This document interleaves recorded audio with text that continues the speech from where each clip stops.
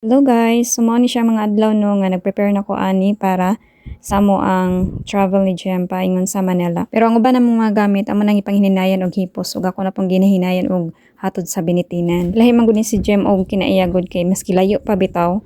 Sus gusto niya nga i-prepare na daan. Kana ako ang gisaysayawan si Jem para malingaw pud siya ba. Ihanap pud gibutangan og pangalan ang ako ang luggage kay para kung mawala daw ko no dali ra makita. So gipalitan pud ko ani ni Jem og luggage no para ako masudlan sa ko ang mga sinina kay ako ang luggage before akong gihatag sa akong ate. Dagan akong gipangdala nga mga sinina kasi gara akong gipangdala is mga sweater na ko unya kini ang mga pajama kay syempre tugnaw pa diri sa Turkey. Wala na sa amin nagpalit og mga pasalubong para sa parents ni Jem kay di nga po sila mukaon og mga Filipino food. I mean mukaon sila pero dili kaayo murag tilaw-tilaw lang ba. Sana may oras nakatulog ani kay nang hipos ni unya ang Jem dugay halos wagid siya tulog kay gisapot siya sa iyang luggage dili ka sulod ang iyang mga gamit. Tanaw ninyo guys kana iyang luggage diha puno kaayo.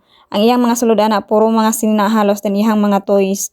No, balik-balik na yung mga sinina diha sa Cagayan pero daghan kay na siya gipamalit nga mga sinina didtong katong December.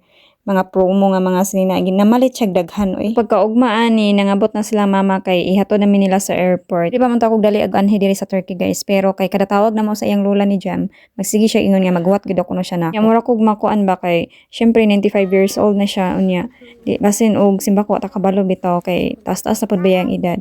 Sumotong akong ginan si Jem nga mag-apply na lang mi og visa para Turkey kay gusto pud na ako makita iyang lola. Hatapin mo takin deh. Yan, babay dito. Binababay dito. Bye-bye, Chichi Game. Hi, guys. That's perfect.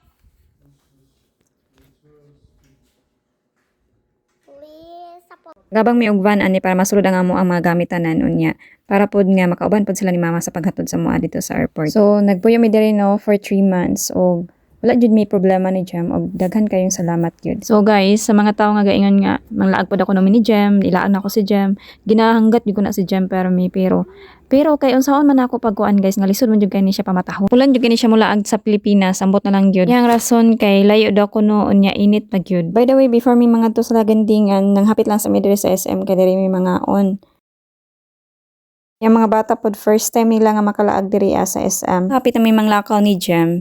Gipabuhat gyud tanan ni Jem ang akong gusto nga buhaton. Gusto niya nga mag-spend time ko sa ako ang pamilya sa binitinan mo na nga gauli mi kay kani ang dili niya gusto nga mulakaw ko nga magmaymahay bitaw ko. Kay wala na ko nabuhat na sa akong pamilya. Niya mga si Jem guys is very sweet gid niya siya sa iyang parents. Kay syempre siya rao sa anak niya. Iya pong parents is sweet pud kayo sa iya ha. Yang papa, yara nang gakos-gakuson yang papa. Kisan, inana. Maski yang mama. Pagkapaabot namin sa mong order, no, kay ang duha day, nagdudula sila sa yung tito Jem. Sa una, first time na anhin ni Jem diri, mga hadlok pa na silang duha. Aghilaka pa kay first time nakitag dakong tao. Start na mo mag-lunch, nagdiretso na din mi diri sa airport kay gadali pud mi kay basin og mabiyaan niya mi. Kini ang paglakaw nako guys, ngay kadon ako nga paglakaw abroad.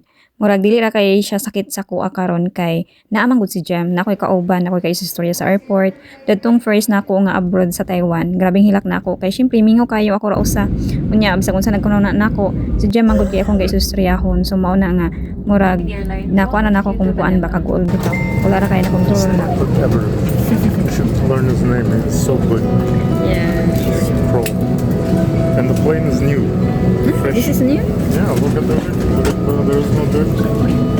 It's okay. Ladies and gentlemen, please be informed that we will be using air stairs for your deplaning for safety and security reasons. So ana ni Jem guys nga the best daw kuno ang pilot sa Philippine Airlines. So mao na siya ang pilot sa Philippine Airlines ang mga nasakyan kanaa sila duha. Sumangod kayo ang paglanding sa eroplano mo na nga nakayon si Jem nga kuan daw kuno the best ang pilot sa Philippine Airlines. So March mi nakaabot diri guys no. March 14 unya naghotel lang dayon mi og 2 nights then 1 day. Kay pagka 16 is flight na namo paingon sa Turkey.